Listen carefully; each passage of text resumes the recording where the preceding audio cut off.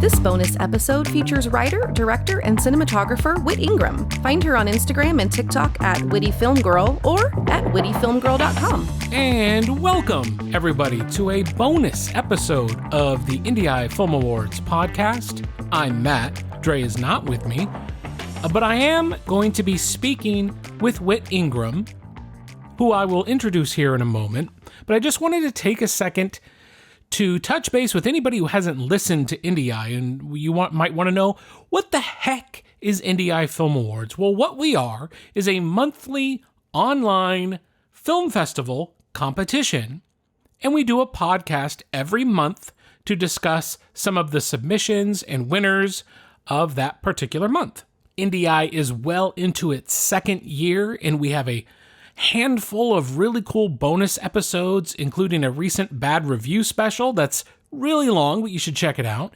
We also had a handful of interviews with IndieEye alum, directors, and actors who have won awards with IndieEye, and they're all worth checking out as we're trying to kind of just build this community of voices, people who may be like yourself and out there trying to create professionally or maybe passion projects. But my goal is to bring you voices you would find relatable to the things you do. And I think Whit Ingram is one of those voices. Not only is she exceptional at what she does, she plays the social media game so well. She's a super fun follow on Instagram and TikTok. She offers bonus content for subscribers. And she has a bit of a story to tell about some things that happened to her recently that I think just as professionals and people who are out here creating, we can relate to it all. So I'm so thankful she took the time to come on and speak with us here at IndieEye. Hey, if you're checking this out on YouTube, please drop a like. Please hit subscribe. Or if you're listening on Apple Podcasts or Spotify or whatever, please try to give us a review because we're trying to push this out to an audience like yourself. We want to be discovered more by indie filmmakers so that they know this little podcast exists and we can all come together and talk about our trials and tribulations as filmmakers. And then you guys can get a little behind the scenes about film festivals. And, you know, we're strictly through Film Freeway. So we try to give filmmakers a little insight of what's behind the curtain. What do we see on our dashboard? And what do we recommend to you as filmmakers when you're submitting? You know, like include a cover letter, etc., things like that. These are the types of things we try to reiterate every month in our podcast, where we're giving feedback on certain films. So Dre and I are always trying to provide some sort of value as a film festival, in contrast to a million other film festivals that are just doling out laurels to anybody who pays enough money. So that's kind of the whole point of IndieEye. And opportunities like this to bring Whit Ingram on and for you to hear from her about her experiences are other things we're trying to give back to our community. And I also have a few other very interesting bonus episodes up my sleeve that hopefully we'll be putting out within the next few months. And to remind everyone, in December, we have an annual awards podcast. We have our regular December monthly awards, but we have an annual awards podcast where we go and choose winners for the entire 12 months of 2022 in this year. And if I can survive the next 3 months, there will be multiple bonus episodes for people to kind of get you through that dead period at the end of the year where everyone takes vacations and there's no new content. If you have regular podcasts you listen to, I'm trying to have multiple episodes to put out for you to enjoy. Interviews with people whose names you've probably heard of, plus some other IndieEye alum to share their experiences. So I'm looking forward to putting those out and seeing what you guys think. But we'll get into this interview I had with Whit Ingram, just an amazing individual, and I can't wait for you to meet her. Whit Ingram joins me now. You can find her at wittyfilmgirl.com, at wittyfilmgirl on Instagram and TikTok. She is a freelance creator. She specializes in writing and directing and editing and consulting and all the things. And she does it all while being a boss on social media. Whit, how are you doing today? I'm doing great. How are you? I'm fantastic. It's such an honor to speak with you. And I discovered you, thankfully, when we started IndieEye Film Awards and I was setting up the Instagram account and searching hashtags.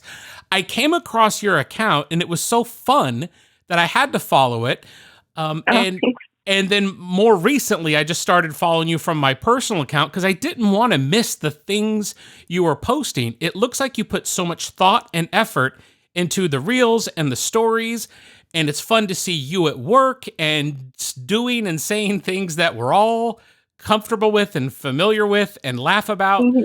So it's been a super fun follow. And I'm so glad I get to talk to you about this crazy profession. So my first question for you is, when did you know you wanted to do this? Yeah, that's a good question. I kind of grew up doing all kinds of things in like the creative field. I was extremely creative as a kid, but I didn't realize that filmmaking was a real job, I don't think, until high school. Even though I was like writing stories and making videos and stuff, it was just because I liked doing it. And then I finally took a TV and video production class, and our first assignment was music videos. And I loved music. I wanted to be a musician. Like I really loved anything to do with music. And so that really spoke to me. And then after a while, I just started realizing like, hey, I like all of this. I love all the storytelling. I love piecing it together. I love, thinking of something and having it visually come to life. So right after I took that class, it kind of just solidified everything for me. And I was like, okay, I'm going to be a music video director. And then after that, I went to school and I majored in digital media with an emphasis in cinema production, and I just kind of fell in love with everything. So, yeah. So are you telling me you can also play an instrument? No, very poorly. Okay, all right. Well, I can play the guitar, but like I only know a few chords. I think I even failed guitar in high school, so that kind of just shows you how good I am. Oh, so you're human. Okay. See, I wasn't sure about that part. Yeah, I'm glad I didn't go down that route. Well, what was your first professional experience like out of college? So I was thinking about this, and like when I first got out of school, it was very scary actually, because I'd been in school for 6 years, and I never thought I'd be able to graduate. It was really hard, and finally I did, and I was like, okay, now what? Because this was what was holding me back from making my dreams come true and all that stuff, and I was kind of lost, and I ended up adapting a book that someone gave me about his true life story as a paratrooper in Vietnam. And I was just like, okay, yeah, I'll do that. So I adapted it. I spent a year on it. All this other crazy stuff happened. Nothing came out of it. So after that, I didn't really get my first real job until like a year and a half out of school.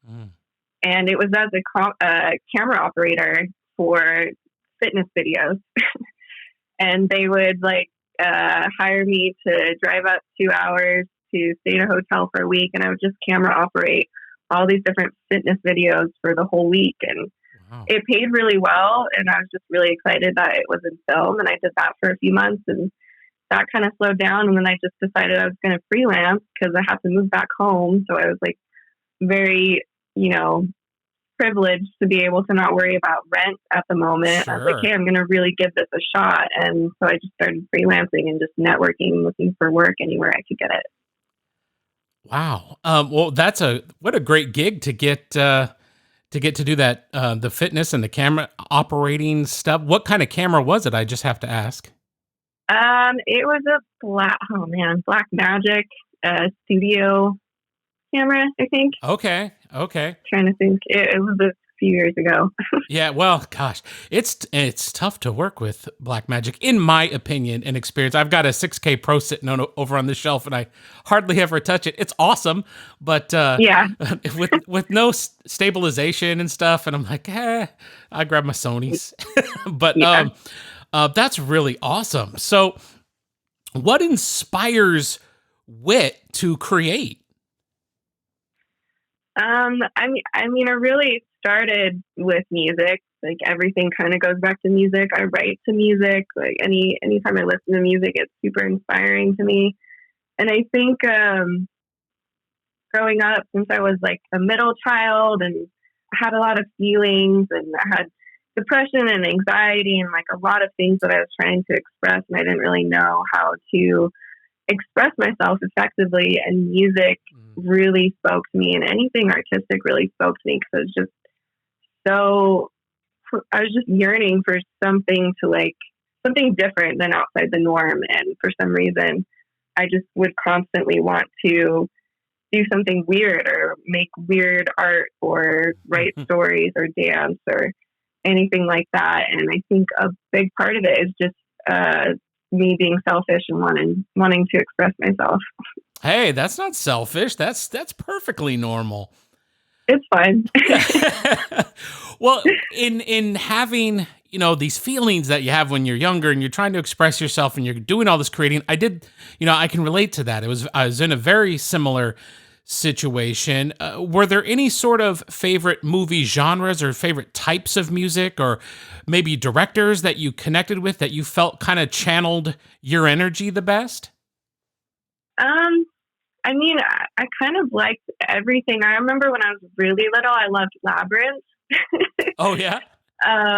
And I loved the music. I loved David Bowie and that. And I think I even wrote like a spin-off short story about it or something. I liked it so much. And I loved all kinds of music. I grew up listening to Led Zeppelin and Queen and Michael Jackson and the Spice Girls. Of course. And of course, and all the good ones. And then like movies and stuff, I just always loved anything that was really artistic. Labyrinth is the only thing I can really think of that really stood out to me, but anything that I felt connected to was just amazing to me in a lot of ways. But I don't know, it was kind of I don't know what I'm saying now. Well, I think anybody who can instantly cite Labyrinth as an influence is pretty awesome. So yeah. What a classic, what a great film that was. And film junkies that I'm familiar with, we all love Labyrinth. And plus it gave us Jennifer Connelly. So that was also awesome. Right, of course. Well, clearly you're experienced with the writing, directing, camera work, all of the things that are necessary on set. But if you only could wear one hat, which one do you think you would prefer on a job? I definitely prefer directing.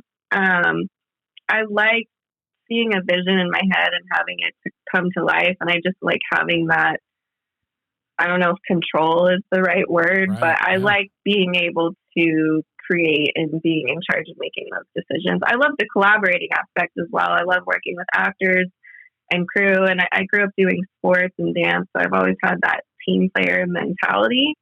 And so being on set is like one of the happiest places I'll ever be at all times. And then working with a great crew and like creating something out of nothing is just so exciting to me. So directing and being in charge of the team is my favorite. For a director, what are your biggest personal challenges and how do you find ways to overcome them and things that are unexpected on set? Yeah, I've been doing this for, I don't know, since 2010 now, since school started. And I think the biggest thing for me is I've always struggled with anxiety. And when you do film, you have to have, you could do it all by yourself, but it's almost impossible. Like you need a crew, you need cast, you need other people to help you with. And I think the biggest thing that I've been trying to overcome for so long is just finding help or like reaching out to people and having the confidence that, I can make this happen or I can do it and let's just go, make something. So now that I've, been working at it and I've really been trying to overcome that, I've discovered that like over preparing for stuff has really helped me. Mm-hmm. And then also just getting really excited when I am going to a shoot or when I have like an interview or something like that. I just have to keep reminding myself that this is fun. I love this. I love talking about it. I love expressing myself. And these people also love it. So why are you so scared? And I think part of it is I do love it so much. So I am so scared that, things will come crashing down, which they have before. Yeah. And it's kind of nice knowing that I can overcome that. So yeah, I think getting excited and then just really over preparing, especially in pre-production, has always really helped me get through anything. Definitely. And I think it's pretty impressive that someone who struggles with anxiety is fierce enough to look directing in the eyes and say, I'm going to do this. Because that is so, you're taking on so much on your shoulders and you're responsible for everything. So I'm sure that just ramps up the anxiety level so much. Yeah, I don't know what's wrong with me. I feel like I'm in the wrong profession. Like, I'll think about that all the time. Like, why am I doing this? Like, I have a hard time just talking to people. And I think film really brings me out of my shell, which is probably another reason why I like it so much. But yeah, it's not easy. So yeah, clearly your love for filmmaking beats the heck out of the anxiety. So yeah, you definitely want you to keep doing that. Well, now you had a recent situation that you posted about on social media where you had the rug pulled out from under you. Do you want to talk about that a little bit? Yeah. So, I was working at a job where we had an in-house studio, and I was a full-time video director. It was mainly for furniture. And more recently, like they've been restructuring a lot, and they kind of put me more in the product video realm, which is super boring. Not creative at all. So I was kind of like spinning my wheels because that's not even they've hired me for my creativity and they kind of took it away. Right. And then, yeah, they I'm not really sure exactly what happened, but somehow my social media offended some people. Some new people decided that I wasn't working hard enough, which was completely false. I even just got a notice from unemployment stating that I was not at fault for for getting fired, which was extremely validating. Mm-hmm. Yeah. And yeah, I wasn't expecting it at all. I was pretty devastated. And then about a week later, I was like, I have to do something. I have to tell people, because I was constantly making videos in the studio on my own time. I'm like, well, I'm not going to have that set up anymore. Like, right. What is my content going to look like? What am I going to do from this point on? And I even talked to my mom, and she kind of like, well, maybe you kind of make a joke out of it or something. And so it took me a while to get through just like, what am I going to do? And I was like, I'm just going to be honest and like throw this out there, because I've had really devastating things happen to me before, especially in film. But I never had an audience. I never had like this network of people who I felt so connected to, even though it's just on Instagram or online. Right. And I was like, maybe it just felt like the right thing to do. And that video, for some crazy reason, has like over 118,000 views, which is way, way above what I'm used to. Wow. And so many comments, so many nice comments. I was like bawling my eyes out because just people were being so nice and like, trying to like help. And, you start to realize like after a while when you're really trying and you're really passionate about something that you do, a lot of people gravitate towards that and they want to be helpful. And now I've never had so many people reach out and so many job offers in my entire life. So, great. I mean, like, I obviously wouldn't want that to happen again, but it obviously happened for a reason. And now I'm really excited for the future. That's fantastic. You kind of have your pick now then, I assume. Yeah, it's weird. I've never really had that before. Yeah, well, and I think I can speak for a lot of people that follow you on social media, that day that you had put that out there, the announcement that that you had been fired, I think we were all pissed off. And I mean, we're with you because we've seen your talent for a long time. We know that what you're bringing to the table in just these little small pieces that you share. And I think also a lot of the uninitiated think creators just have fun at work. It's all just fun. It's all playing. So it's easy to maybe consider somebody's not working very hard. You have no idea what we're going through and trying to compose shots and set up lights and think through your blocking and all of that stuff. And yeah, it's a really tough profession to be in if you're surrounded by those who aren't like-minded, because they don't understand what's going on at all. So I just know I felt horrible. You know, I don't know you, and I just was seeing a peer of mine out there going through this crap, and I was really appreciative that you were honest about it, and that took a lot of guts, a lot of bravery. It was very raw, but I thought it was so professional. And it leads me right to my next question is the way you handle social media. Why are you so good at it? and can you talk about the effort that you make to, make sure that what you're filming as a video looks good, that you sound good when you're talking, and that you're showing cool things? Tell me about this thing that you do. I mean, yeah, social media was kind of like a weird thing that I fell into when I started doing that first job right out of school.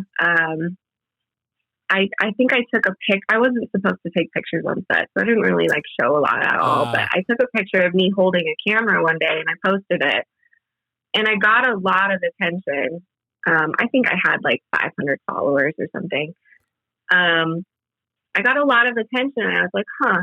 Because I just started freelancing. I'm like, okay, I'm in business for myself. I'm going to treat this like a job. So what can I do to make this profitable? So I started researching. I started looking into what makes, Instagram, what makes your Instagram grow? Right. What's a good engagement rate? How often should I post? And I I kept thinking about just bringing value. What value could I bring? Why would someone want to follow me? And why would I want to follow myself? What would I want to learn? What would I want to see? And I just started slowly from there. Started posting pictures of me on set. It's changed over the last year because, Instagram's changed and TikTok's really taken off. Yeah. And so I was just like, oh man, I have to make TikToks now. But I like challenges, and that's probably why I like film so much, because it's not boring. It's constantly changing, and technology is constantly changing. Mm-hmm. So, and I love making people laugh. I think a lot of people get confused when they meet me because I can be very shy and quiet. But I do love making people laugh, and maybe that's just part of it. Is this can be my own little thing, my alter ego to how I perceive myself as someone who's pretty funny. And I always loved writing little skits. And I'm really, really big into storytelling. And I think that has served me well over the last few years, just really knowing how to write a story, especially a short story. What's the point of that story, and keeping everything succinct and relatable, and just being myself, because I could never keep this up if I was trying to do something I wasn't comfortable doing. Absolutely. Well, you're doing a good job of it. And Thanks. you no problem. And so you have this experience with storytelling, and I saw that you are also a story consultant. Can you talk a little bit about Get Your Story Straight? So I took a script consulting class in college, and I really, really enjoyed it. I was surprised how much I enjoyed it. I love working with writers. And so I started doing a little bit of script consulting, and I found that I kept running into the same problems with beginning writers. They would just run into these same pitfalls all the time. And it would always kind of lag things. I was like, man, I wish I could just come up with a pamphlet or an email, be like, hey, do you have all these things that, or have you thought about all these things before we do our script consultation? Because it'll just speed things along. And I ended up just writing the book. I was like writing worksheets, and then I was like, well, maybe I'll just write like a little chapter. And I had a lot of time on my hands this month. It was like winter, so it wasn't very busy. And I enjoyed writing the book. So I just ended up writing an entire interactive workbook for writers who come up with the same problems every time they write, or are trying to write a story and it's not really coming together for whatever reason. So it's like, okay, I wrote this, I'm going to put this weird thing out there, and I hope people like it. I have no reason to write it other than my own, selfish reasons to show people. But well, yeah, I mean, but you're helping other filmmakers, and I think that's fantastic, because now you're writing your own stuff, you're directing your own stuff, you're shooting, you're doing all sorts of stuff, and now you write a book too. So yeah. You're just awesome. So that's really good. And you're helping others get better. I wish I would have known about Get Your Story Straight before I shot my film, because I might have helped me a little bit, even though I had professional readers strip my stuff down and I did some fixing. I still just, it's still not where I wanted it to be, but I just wish I would have known, and I hope others check that out. So it's called Get Your Story Straight. Where can people find that right now? Right now, the only place you can find it is on my website, wittyfilmgirl.com. There's a whole page for it. I'm also in the process of writing a hardcover, which will be longer, and it will also be an adult coloring book. Hello. Just because I like the interactive part of it, and I really enjoyed making the worksheets. And I feel like when you're writing and you're stuck in this loop, and it can be mentally exhausting, that you just want to color. You just want to not think about it for a while and use a different part of your brain to be creative. So I tried to make it funny too. So I'm going to try and add memes and all this stuff and coloring book stuff, but that's yet to come. But yeah, right now the ebook is on my website. That is so cool. What a great idea. Okay, so you have all these opportunities now. You're a free agent. You can do whatever you want. Are you able to share or at least hint at what's next for Whit Ingram? Yeah, right now, I've had so many people reach out. It's almost a little overwhelming, which is kind of funny. But I am probably going to be working with a production company here soon. And that's kind of what I did before when I was freelancing. I would mainly work with other production companies. I don't want to own a production company. That's so much work. But yeah. I'll probably be doing that, mostly commercials here soon. I'm also working with a person from San Francisco who's developing an app for indie filmmakers, which is completely random, but sounds cool. And then, just freelancing and finding a place to live. My lease is up at the end of October, so there's kind of a lot going on right now. The real life stuff. My goodness. Right. Yeah. Well, what's the best way people can follow and support your journey right now?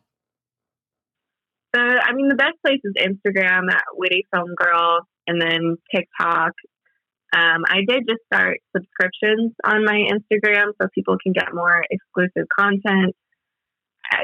There's a lot of changes going on right now, so I have subscribers, which is crazy that people want more in-depth stuff about what's going on. But at the same time, I'm kind of glad I'm kind of documenting everything, because before, when I did it and I had to start over again, I was very alone. I was pretty isolated, and I didn't really have much going on in my life. Definitely didn't have any kind of audience. And so now it's kind of fun to have this support and have people really believe in you and want to see you succeed. So yeah, the subscriptions are the beginning of that.